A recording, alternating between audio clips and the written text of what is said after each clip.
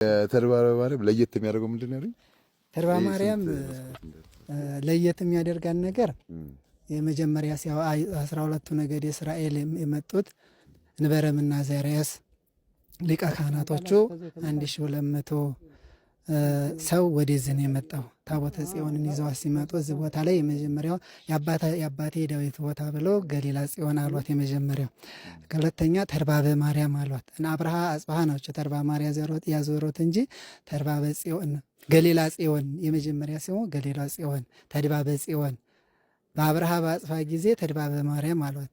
ከኛ የበለጠ ሊቃውንቶቹ ብዙ ያውቃሉ። መጽሐፍቱ አለ። በጣም ከባድ ነው የዚህ ታሪክ ተነግሮ ያልቅምና 33 መስኮት ወይም 33 በር ያላት እና ከኢየሩሳሌም 33 ዓመት ከ3 ወር ያስተማሩበት ምሳሌ ነው እና ይሄ ቦታ ከኢየሩሳሌም አፈር አምጥተው የተደረገበት ቦታው ቃል ኪዳን ያለው ኢየሩሳሌም ቃል ኪዳን ያለበት ቦታ ስለሆነ እንዲጠብቋት ኢየሩሳሌም ኃይለኞች ስለነበሩ ለቦታቸው ለታቦተ ጽዮን ጥበቃቸው ኃይለኛ ስለነበሩ ያንን አፈር እንጭበት ብለው ረጭተው ስለተነበረ እዚህ የሚወለድ ሁሉ ተርባበ ማርያም ተነካች ተተባለ የሞተው ሬሳ ሁሉ ተነስቶ እንደሚናገርና ብዙ ነገር እንደሚያስቀር እንደሚታገል ለሷ እንደሚሞት ነው ሁሉ የሚናገረው። ማንኛውም ለሷ ተርባ ማርያም ተነካች ተተባለ ውጭ ሀገርም ይሁን ሰይፉን ነው የሚያነሳው። የሞተ ያህል ነው የሚቆጥረውና ስለ ተርባ ማርያም ማለት ነው። ብዙ ነገስታት ያረፉበት 18 ነገስታት የነገሱበት ድንኳን አለ እዚህ ቦታ ላይ የቅዱስ ሚካኤል የንጉስ ሚካኤል የወርቅ ጥላ ያለበት የነገስታቶቹ በሙሉ አልባሳት ካባቸው ዘውዲያቸው ሁሉ ያለበት ብዙ መጻሕፍት ያለበት እስከ 2000 መጽሐፍ የሚደርስ መጽሐፍት ያለበት በዓለም ላይ ያልተነገረ ያልታየ መጽሐፍ ያለበት በስም ተከብሮ የሚቀመጥበት ቦታ ነው ይሄ ቦታ ማለት ነውና በጣም ከበድ ያደርገዋል። ብዙ ነገር አለበት። ብዙ እንግዲህ ቃል ኪዳኑ ለእመቤታችን ከበዓላቶች ማንን ትወጃለሽ ብሎት ሁሉንም ወድያለሁ ግን ልደቴን ብላ ያለችበት ስለሆነ ከሁሉም ለየት ያደርገዋል። ብዙ ቃል ኪዳን ያለበት ቦታ ነው እንጂ በዚህን ነው ይህን ያህል ነው ተብሎ አይገመትም። የቤቴ ቃል ኪዳን የኢየሩሳሌም አፈር አለበት ቅድም አባንትን አሉት እንጂ የ20 ሄሮድስ ያስፈጃቸው የ20 ህፃናት አጽም የነ ጊዮርጊስ አውራጣት የሰማዕቱ ቅዱስ ጊዮርጊስ አውራጣት ሁሉ የመጣበት የንግስት የቤታችን የሐና ጸጉር ያለበት ብዙ ስለሚነገር ባይ ላይ ስለተለቀቀ ይታወቃል። ብዙውን ጊዜ ማለት ነው። ልሰተውም እችላለሁ። የተለቀቀ ብዙ ነገር በጥራት ተቀርጾ የተለቀቃለ። በእሷ ላይ ስትገቡ እርስ አድባራት ወገዳማት ተርባ ማርያም በሚለው ላይ ስትገባ ሁሉም ቅርስ ይገኛል እዛ ላይ ማለት ነው። ተገልጦ በባህልና ቱሪዝም እንትን ተብሎ የተቀረጸ የተቀመጣለ። ይሄኛው የእንቁላል ግንብ ነው። የእንቁላል ግንብ ማለት በእንቁላል የተገነባ ነው። ቅዱስ ገላውዴዎስ አጽም ያለበት ነው። ይሄ ዙሪያው አጽም ደግሞ ከጊደር ወተትና ከተለያዩ ነገሮች ነው የተገነባው። ይሄ ቅርሱ በእንቁላል እና በጊደር ወተት ጨምቀው አርግተው የገነቡት ድንጋይ ነው። ዙሪያው አጥሩ እንጂ እንደ ቀላል አይደለም አሰራር። ንጉስ ሚካኤል ያሰራ ነው። ስዕሉም እንደምታይ ነው። ስዕሉም የስነ ስዕለት አርብ የስነ ስዕለቱ የተገለጠ ሙሉ 50ውን ቀን ይገለጻል። ከዛ ውጭ ግን ሁሉም ሽፉን ነው። ተጋርዶ ነው ያለው። መጋረጃውም ተቀይሮ አያውቅም።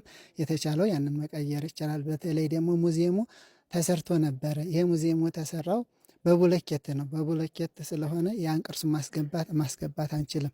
ከተቻለ ሁሉም ተረባብሮበት ሁሉም አስቦበት ወይም የተለየ ነገር ካልተሰራ በስተቀር ይሄን ቅርስ አምኖ ለማስገባት በጣም ይከብዳል። በጣም ልዩ ዘውድ ያለበት በጣም ልዩ በወርቅ እንትን የተባለ ስለሆነ ቡለኬቱ በቦክስም ተመታ በእርግጫም ቢመታ ተደርምሶ የሚገባ ስለሆነ ያንን መጽሐፍ አምነን ቅርሱን እዚህ ሙዚየም ስለማናስገባ በዛ ምክንያት ነው የቀረው። አሁን ዛሬ እግዚአብሔር ይመስገን መኪና ስለገባ በኮንክሪትም በፌሮ ማድረግ ይቻላል። የዛን ጊዜ ግን በሸክም ነው ቡለኬቱ የገባው እና ይሄ ደግሞ ነዋ በጎ መስቀል ይገኛል። ነዋ በጎ ማለት ዮሐንስ መጥምቅ በዮርዳኖስ ያስተምርበት የነበረው መስቀል ይባላል። አባቶች እንትን ብለው ያው ከቤተ መቅደስ አይወጣም። እሱ ይታሽበታል። ቅዱስ ዮሐንስ መጥምቀ መለኮቱ በዮርዳኖስ ያጥመቀበት የነበረው ነዋ በጎ መጎስ ተርባ ማርያም ብቻ ነው የሚገኘው። ሌላ ቦታ ምንም አይገኝም። ተቀርጾም አይወጣም። ግን በዚህ ይታሻል። ተሻለ። እና መቼ አልፎ አልፎ አንድ ሰው በዘበው ቀን ብትመጡ ጧት ምናምን ሰው በሌለበት ሰዓት ውስጥ ነው ተቆልፎ ወጣ። አሁንማ ከፈት አደጋ ነው። እሺ ምን አሉ? አሁን ይሄ ቤተክርስቲያን ሲከፈት ጧት ሳያበሩ ውግዘት አለው፣ መክፈት አይቻልም። ቁልፍ ይዣለሁ ብሎ መክፈት አይቻልም። ማንኛውም እንደሮጠ ወይም በፈለገው ሰዓት ሊከፈት አይችልም። ዋዜማ ከሆነ ሁሉም ያውቀዋል። በዛች ሰዓት ጧፍ አብርቶ ይከፍታል እንጂ እኔ ቄስ ገበዝ ስለሆንኩ ልክፈት፣ እኔ ቁልፍ ያዥ ስለሆንኩ ልክፈት ብሎ የሚነካት ቤተክርስቲያን አይደለችም። ማንም ያዝባት አይደለችም። ብዙ አስቸጋሪ ስለሆነ በስርዓት ነው። ዘበኛው አውቆ ሊከፈትም ቢታወቅ ሁሎችም ዘበኛ አውቀው፣ አስተዳዳሪ አውቆ፣ ቄስ ገበዝ አውቆ ተተዘጋጅ በኋላ ለመክፈት ብዙ ነገር አለ፣ ብዙ ችግር አለ። ቢከፈት አደጋ ስለሚሆን ለምን ተከፈተ የሚል ህዝቡ ይነሳል። ይገርማል። ክብር ይስጥልን።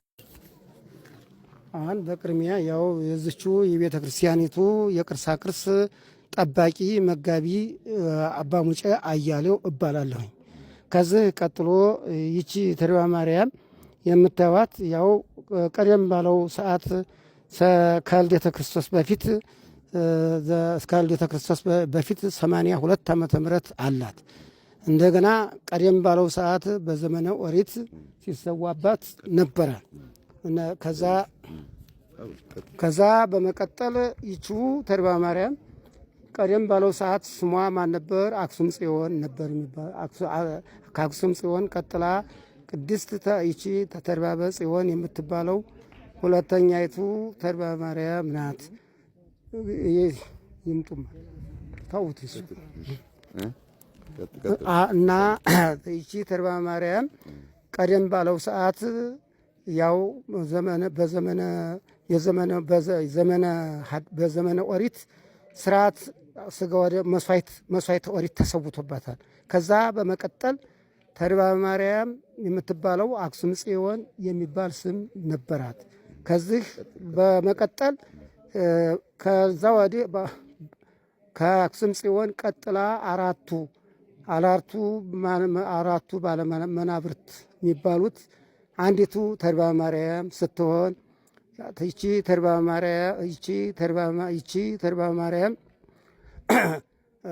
ከባለ አክሱም ጽዮን ባለ ወርቅ ወንበር ስትሆን ተድባ ማርያም ባለ ብር ወንበር ናት። እሷም ቅንዕ ሰይፈከ ኃያሉ ስታቆከ ብዕላ የእሷ በትርያሪክ ስም ስላላት እሷ ነበረች ከላይ ያለውን ንጉሱ ሲነግስ የምታነግሰው አንደኛይቱ ተድባበ ጽዮን ነበረች። ከዚህ በመቀጠል ምን ይመስላል? ከአክሱም ጽዮን ቀጥላ ተድባ ማርያም የምትባለው ታቦት ባለ ብር ወንበር ነበረች። ከዚህ ቀጥሎ እነ ንጉሥ ገላውዴዎስ ብዙ የኢትዮጵያን ቤተ ክርስቲያን ሲያቃጥል ሲያጠፋ የነበረው ንጉሥ ግራኝ መሐመድ ያው ታቦተ ጽዮን ይቺ ተድባ ማርያምን ታቦት ይዞ ካህናቶቿን ይዞ እና አፈ ወድንግልን በውስጡ ያሉትን መነኮሳት በመያዝ እንደገና ዘምቶ ያው ድል አድርጋለች። ድል አድርገዋል ገላውዴዎስ። ከዚህ በመቀጠል እሳቸውም ሲሶ መንግስታቸውን ሰጥተዋታል። ከዚሁ ያው የሆኑ እቃቸውን እዚሁ አሳርፈው ሰጥተዋል። አሁን ለምልክት ራሱ የግራኝ ቃጭል አለ።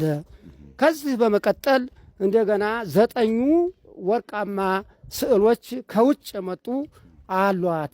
እነዛውም እንዴት ናቸው ይባሉ?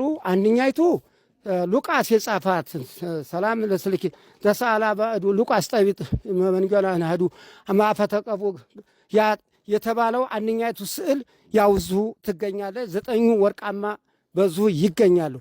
እንደገና ስዕርታና የእመቤታችን እናት የስርታና ስዕል በዚሁ ይገኛል። እንደገና ሜሮን ቅብዘ ቅድስ ኩሎ የሚባለው ያም ለሐዋርያት ጌታ የተሰጣቸው ከዛ የዛ ቀባ ሜሮንም በዚሁ ውስጥ ይገኛል። የቅዱስ ጊዮርጊስ የአውራጣቱ በዚሁ ይገኛል።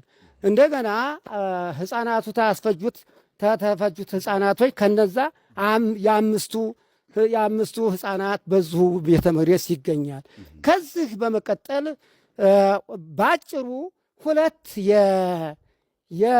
ሁለት የብር ከበሮ አላት።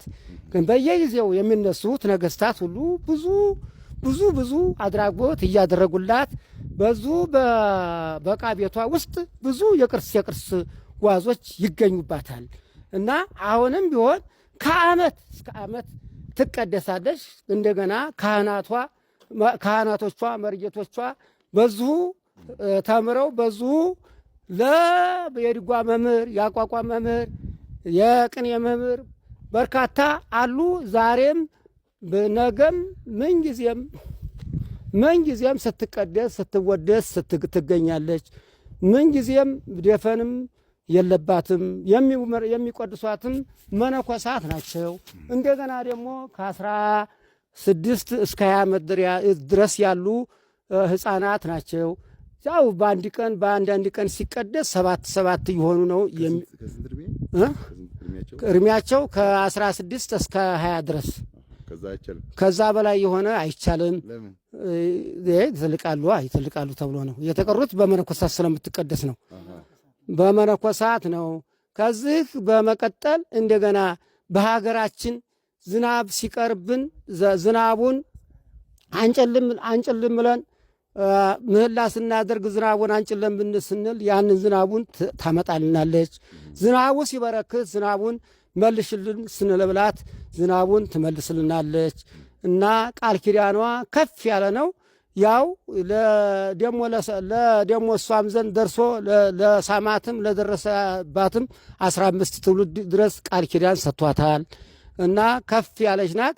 ያው የመጀመሪያው ስሟ ምንድን ነበረ? በትርያሪክ ነበረ። በትርያሪክ የሚባለው በአቡነ ባስልዮስ ዘመን በንጉሥ ኃይለ ሥላሴ በአቡነ ባስልዮስ ነው ስሙ ተነስቶ የሄደው። እዛ ድረስ 55 ከልደተ ክርስቶስ ወዲህ የሚታወቁ 55 በትርያሪኮች ያለፉ መሆኑን በመጽሐፉ ላይ ይገኛል፣ ይነገራል። ከዚህ በመቀጠል ያው ድጓ የተባለውን አዛዥ ራጉኤልና አዛዥ ጌራ የተባሉት የመሰረቱት ራሱ በግራኝ መሐመድ ዘመነ መንግስት ቤተ ክርስቲያን ሲቃጠል መምህራን ሲታረዱ ቤተ ክርስቲያን ሁሉ ተቆነጻጽለው ሲጠፉ እዙ ያሉት መምህራኖች ተገኝተው የድጓን የቅዱስ ያሬድን ምልክት አውጥተው አስማምተው ሲያስተምሩ የነበሩበት እነማን ናቸው? እናዛዥ ራጉኤል እናዛዥ ጌራ ናቸው። እንደገና ለታምር ያህል እና አባ ጊዮርጊስ ዘጋስጫም 7 ዓመት አስተምረውበታል። ስለዚህ ከፍ ያለ ነው የእሷ ቃል ኪዳን። አሁንም ለምስክርነት የዚህ የገላውዲዮስ በዓል በግሞልታ ማግስት በግንቦት 1 የእሷ ይሆናል። በግንቦት 2 የእሱ የንጉሥ ገላውዲዮስ ይሆናል።